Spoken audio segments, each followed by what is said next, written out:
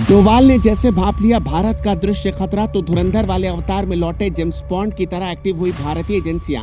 पहले अमेरिकी जासूस की गिरफ्तारी, अब 3000 यूक्रेनी जासूसों के भारत में घुसने की खबर। अंतरिक्ष में क्यों बार बार फेल हो रहा भारत का डिफेंस जीपीएस नाविक, 11 में से 3 बचे काम के। डिप्टी आर्मी चीफ के खुलासे ने पूरे देश के पैरों तले खिसका दी जमीन। ऑपरेशन सिंदूर के दौरान भारत के हर फाइटर जेट की लाइव खबर थी पाक को। 2 साल में 5 बड़े सैटेलाइट्स कैसे हो गए फेल, गहरी साजिश की आशंका। अंतरिक्ष में दुश्मन हमें ट्रैक कर रहा, देश को बड़े खतरे से बचाने के लिए डोवाल बनेंगे संकट मोचक, भारत के पास दमदार प्लान। एक ऐसा खुलासा हुआ है जिसे सुनकर आपके पैरों तले जमीन खिसक जाएगी। भारतीय सुरक्षा गलियारों में इस वक्त हड़कंप बचा हुआ है। Deputy army chief lieutenant general Rahul R Singh ने फिक्की के एक इवेंट में जो सनसनीखेज पर्दाफाश किया है, उसने देश की सुरक्षा पर बहुत बड़ा सवालिया निशान लगा दिया है। ऑपरेशन सिंदूर के दौरान जब हमारे जाबाज पायलट अपने फाइटर जेट्स के साथ आसमान में जंग लड़ रहे थे, तब सीमा पार बैठा दुश्मन उनकी एक एक हरकत को लाइव देख रहा था। चीन की जासूसी सैटेलाइट्स ने हमारे एयरबेस पर अपनी पैनी नजरें गड़ा दी थी। जैसे ही भारत का कोई विमान रनवे से टायर उठाता, चीन पलक झपकते ही उसकी सटीक लोकेशन पाकिस्तान को भेज देता था। आलम यह था कि पाकिस्तान के डीजीएमओ ने हमारे डीजीएमओ को फोन करके बताया था कि हमें पता है कि भारत का कौन सा जेट किस एयरबेस से हमले के लिए निकला है। इस रिपोर्ट से पाकिस्तान डर गया था। उसे डर इस बात का नहीं था कि भारत अपने फाइटर जेट भेज रहा है, बल्कि इस बात का था कि भारत बहुत हैवी बॉम्बार्डिंग करने की तैयारी के साथ उड़ान भर रहा था और पाकिस्तान उस हमले को सहने की हालत में नहीं था। यह जानकारी बताती है कि हम अपने ही घर में किस कदर असुरक्षित हो चुके हैं। चलिए ये कुछ पल के लिए मान लिया जाए कि पाकिस्तान उस वक्त भारत के हमलों को सह नहीं पाता, लेकिन आगे हो सकता है कि वो इसकी तैयारी करके बैठे और हमारी ही लोकेशन को हमारा ही दुश्मन बहुत आसानी से ट्रेस कर ले। चीन और पाकिस्तान का ये खतरनाक गठजोड़ हमें आसमान से ट्रैक कर रहा है। इस बात का खुलासा सचमुच एक बहुत बड़ा खतरा है। यही वो सबसे बड़ी वजह है जिसके लिए हमें नाविक और रीसेट जैसे ताकतवर सैटेलाइट्स की जरूरत थी।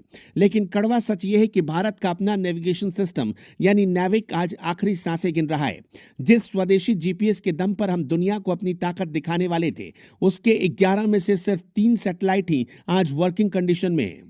यह सिर्फ इसरो का फेल्योर नहीं है, बल्कि एक नेशनल सिक्योरिटी इमरजेंसी है। पिछले 9 सालों में इसरो ने 44 सैटेलाइट लॉन्च किए, लेकिन 5 बड़े डिफेंस फेल्योर ने हमें घुटनों पर लाकर खड़ा कर दिया। 2017 से 2026 के बीच 5 रणनीतिक मिशन फेल हो चुके हैं। वो सभी भारत की रक्षा और जासूसी क्षमता के रीढ़ थे। सबसे ज्यादा डराने वाली बात यह है कि इन 5 में से 3 बड़ी नाकामियां तो सिर्फ पिछले 1 साल के अंदर यानी जनवरी 2025 से जनवरी 2026 के बीच आई हैं। ये बार बार होने वाली गलतियां साफ इशारा कर रही हैं कि सिस्टम के भीतर कुछ बहुत बड़ा घट रहा है। इन मिशनों का असली काम सरहद की जासूसी और निगरानी करना था। देश की जनता की गाढ़ी कमाई के लाखों करोड़ रुपए अंतरिक्ष के मलबे में तब्दील हो चुके हैं।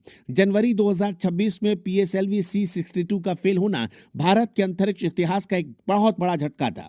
इसमें डीआरडीओ का सबसे खतरनाक सैटेलाइट EOS-N1 लगा था, जो दुश्मन की जमीन के भीतर छिपे पानी और धातु तक को पहचान सकता था। लेकिन रॉकेट के तीसरे स्टेज में आई अचानक खराबी ने भारत की उम्मीदों को झटका दे दिया।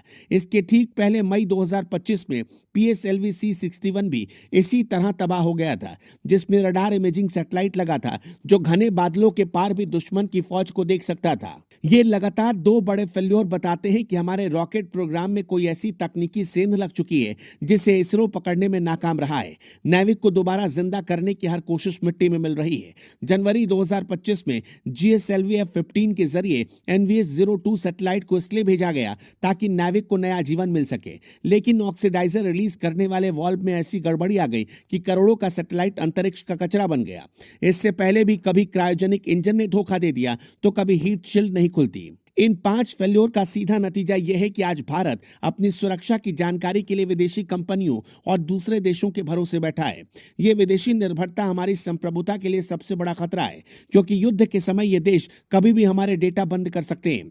हालात की गंभीरता को देखते हुए कुछ ही महीने पहले NSC अजीत डोवाल ने प्रधानमंत्री के सीधे निर्देश पर विक्रम साराभाई अंतरिक्ष सेंटर तिरुवनंतपुरम का बेहद सीक्रेट दौरा किया था।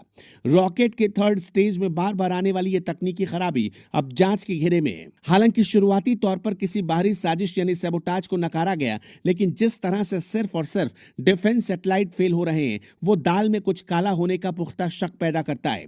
इसी वजह से जून 2026 तक इसरो के सभी बड़े लॉन्च पर पाबंदी लगा दी गई। ये वक्त भारत के लिए बहुत खतरनाक है, क्योंकि हमारे दुश्मनों की जासूसी आंखें एक सेकंड के लिए भी नहीं झपकी ले रही। खतरा सिर्फ आसमान से नहीं है, बल्कि भारत की जमीन पर भी जासूसों की फौज उतर चुकी है। हाल ही में देश के अलग अलग हिस्सों से अमेरिका और यूक्रेन के कई जासूसों को गिरफ्तार किया गया। खुफिया सूत्रों का दावा है कि यूक्रेन के करीब 3000 जासूस भारत में घुस चुके हैं और गुप्त ठिकानों पर एक्टिव हैं। एक तरफ चीन और पाकिस्तान हमारे मिलिट्री लोकेशन का लाइव डेटा शेयर कर रहे हैं और दूसरी तरफ ये विदेशी जासूस भारत के अंदरूनी हालात बिगाड़ने की साजिश रच रहे हैं। ये भारत को चारों तरफ से घेर कर अस्थिर करने का एक बड़ा ग्लोबल प्लान लगता है। हमें ये गांठ बांध लेनी होगी कि जब तक नाविक पूरी तरह दुरुस्त नहीं होगा तब तक हम दुश्मन की हर चाल के आगे बेबस रहेंगे। ऑपरेशन सिंदूर के दौरान जो कुछ हुआ वो भारत के लिए बहुत बड़ा अलार्म था। चीन ने जिस तरह हमारे एक एक फाइटर जेट की जासूसी की, उसने हमारी पूरी सैन्य रणनीति को एक्सपोज करने की कोशिश की, लेकिन भारत के जाबाजों ने अपना दमखम दिखाया और ऑपरेशन सिंदूर कामयाब रहा। अगर उस समय नेविक और रीसेट का मजबूत नेटवर्क हमारे पास और मजबूत होता तो शायद पाकिस्तान मिट्टी में मिल चुका होता। आज जब नेविक सिस्टम दम तोड़ रहा है तो ये पूरी दुनिया के सामने भारत की साख और सुरक्षा दोनों का सवाल है। हम अपनी जंग किसी और के सैटेलाइट के भरोसे नहीं जीत सकते। भारत को अपनी संपूर्ण तैयारी खुद करनी होगी और इसरो के इन लगातार फेल्योर की जड़ों तक पहुंचना होगा। आखिर क्या वजह है कि सिर्फ डिफेंस से जुड़े प्रोजेक्ट्स में ही इसरो की उड़ान बार बार लड़खड़ा रही है? क्या यह सिर्फ एक इत्तेफाक है या फिर कोई अदृश्य ताकत है जो भारत को अंतरिक्ष की महाशक्ति बनने से रोकना चाहती है? आपका क्या मानना है? हमें कमेंट बॉक्स में जरूर बताइएगा। क्या अजीत डोभाल को धुरंधर वाले अवतार में आना होगा?